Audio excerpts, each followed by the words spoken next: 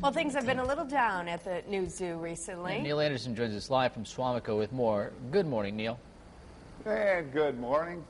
We're here with the giraffes, and you remember last week we were here with the giraffes, and of course we're all excited, and we're getting ready to hopefully have a little calf born, you know, within the next couple of weeks anyway. We're looking, and we had the birthing area, the birthing stall ready to go. This is Zuri. Well, unfortunately, Zuri did give birth on Saturday morning. Now, we think it was sometime during the night, because when the zookeeper came in, she noticed there was a little calf on the ground in here. It sat up. It looked pretty good. Everything looked healthy, looked pretty normal. She was being a good mom, you know, overseeing the little one and everything. But as the keepers watched throughout the day, the little one tried to get up, and it did. It got up several times, and usually, you know, what happens is after the first hour or so, they should get up and nurse. This one had a little bit of difficulty. We couldn't get in and intervene because, you know, mom is watching the little one. There's no way that she lets you into the stall. But eventually the little one got up, walked around a little bit throughout the day for, about a half hour, 45 minutes at a time. We thought, you know, things are progressing. Well, a little bit later that day, we just still didn't see any nursing, and Dr. Tracy Gilbert and our zoo staff, what they ended up doing, we were able to go ahead and shift Zuri over into this area so that we could go ahead and safely work with the little one. They were able to go ahead and get some colostrum, which is actually the first milk. It's real important in the first 24 hours because it helps support the passive immune system. So we did get that milk and the colostrum in, and that had to be tube fed into the little one. So we were hoping that would kind of kickstart the little one. It would have enough energy. You know, we would definitely have enough food for overnight. And what happened then on Sunday, it actually progressed not in a positive way.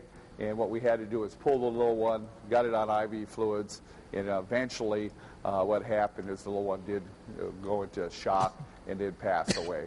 Yeah. And of course, you know, it's very, very difficult on everybody out here. You remember Zuri, you know, a little over a year ago, you know, their gestation period is about 450 days. She had a stillborn, which had a fused neck to it, and she had to deliver real difficult labor. Now, the one thing we don't know is that how long she went into labor.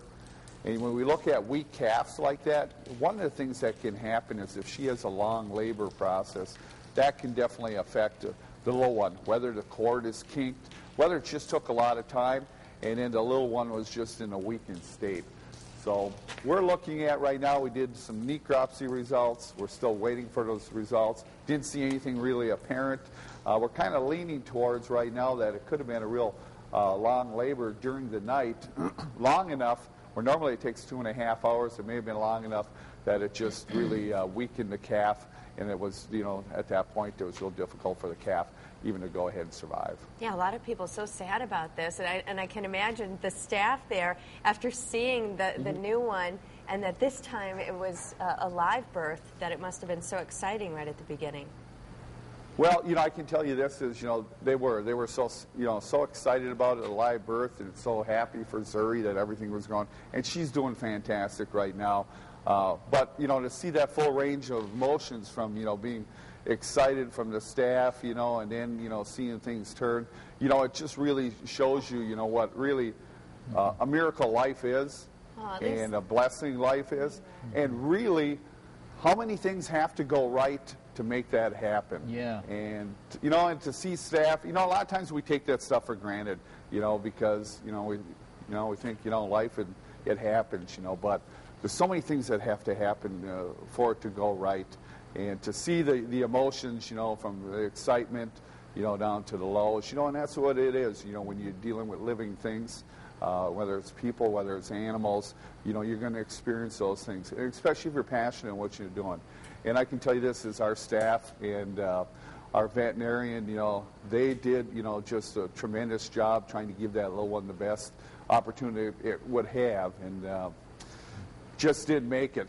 But what we'll do is we'll talk about, you know, in the next segment, we'll talk about some of the things that, you know, we might be able to go ahead and take a look at in the future, kind of what our plans, our immediate plans, and talk a little bit more about the whole process and Good. kind of what went on as well. Okay, Neil. Look ahead. All right, thanks, Neil. Thanks.